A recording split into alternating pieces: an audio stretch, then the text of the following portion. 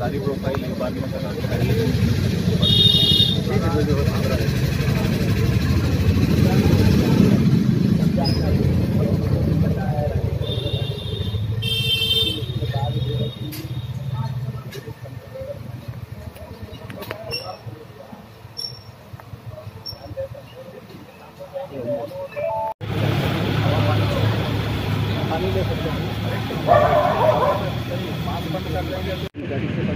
महंत श्री परमहंस दास जी का अभी स्वास्थ्य परीक्षण किया गया।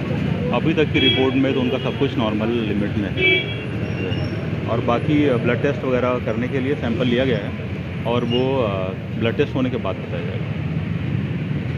अभी आज क्योंकि आज 48 घंटों से ज़्यादा हो रहे हैं जी, ऐसे में क्या स्वास्थ्य की स्थिति क्या लग रही है? स्वास्थ्य स्थिति सामान्य है, अभी भी सामान्य है। डॉक्टर आदित्य प्रकाश। महाराज जी आज वेद प्रकाश गुप्ता जी आए थे विधायक, उन्होंने आपको क्या आश्वासन दिया? माननीय विधायक जी आए और बड़े दुखी थे और वो भी कहे कि मुझे बेहद दुख है कि आज एक भारत की जो सबसे बड़ी गद्दी तपस्वी जी की छावनी, आज वहाँ के महंत अपने प्राणों की जो है दांव पर लग गए हैं और आमरण अनशन करके मरने की स्थिति में आ गए। बहुत दुखी हुए और उन्होंने कहा हमसे आग्रह किया, स्वामी जी आप अनशन तोड़ दीजिए, हम प्रयास करेंगे। हमने कहा आपके प्रयास से हमें जो है भरोसा तो है, लेकिन आपका प्रयास वहाँ तक नहीं पहुँच सकता है। इसलिए जहां से पुख्ता आश्वासन की संभावना है उस पर पहल की जाए।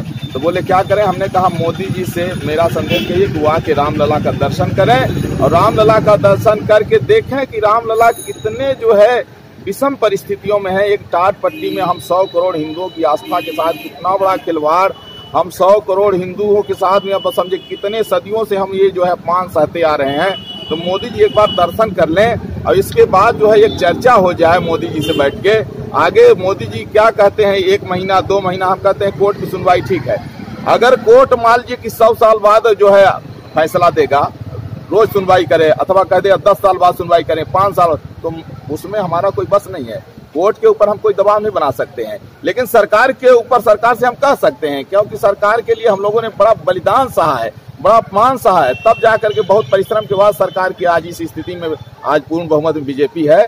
तो मोदी जी आकर के हम चाहते हैं SC ST के तरह जो है तो राम मंदिर पर कानून बनाएं और तुरंत राम मंदिर का निर्माण शुरू कराएं। कोर्ट को हम प्रणाम करते हैं। चंपत राय जी आए थे, उन्होंने क्या कहा? चंपत राय जी तो रोने लग गए। उन्होंने कहा कि अरे राम राम, बीजेपी का कार्यकाल खत्म होने जा रहा है, हम लोग समाज को मुंह कैसे दिखाएंगे। एक संत जो है मरने वाला है, हमसे कहे स्वामी जी मैं तुरंत दिल्ली कूच कर रहा हूं और जा करके मोदी जी सारी स्थिति उसे कहूंगा और कहूंगा वो रामलला दर्शन करके आपसे आकर के चर्चा कर लें और आगे की जो क्या उनकी रणनीति है बोले आपको बताएं और फिर आप जो है समाज को जो है एक धैर्य धारण कराएं।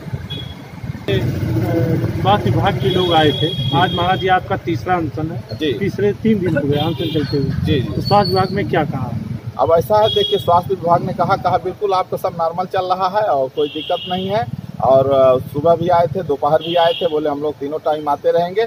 और हमें भी जो है तो ऐसा लग रहा है थोड़ी सी बहुत मामूली सी कमजोरी तो है, थोड़ा असर तो है, लेकिन मुझे इतना आत्मबल है कि लग रहा है कि रामलला के लिए 1-1 इंच शरीर के टुकड़े टुकड़े हो जाए, लेकिन राम जी का मंदिर बनना ही चाहिए।